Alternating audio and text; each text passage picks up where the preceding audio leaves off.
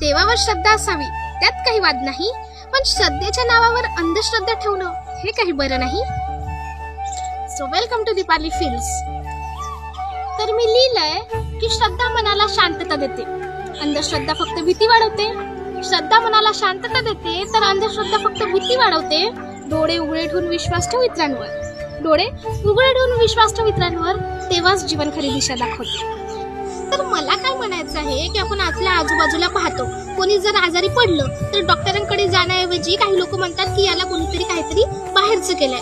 मग उपचार घेण्याऐवजी आपण ते जादूटोणा, बुवाबाजी आणि त्यांचे ते उपाय यांच्यातच वेळ वाया घालवतो.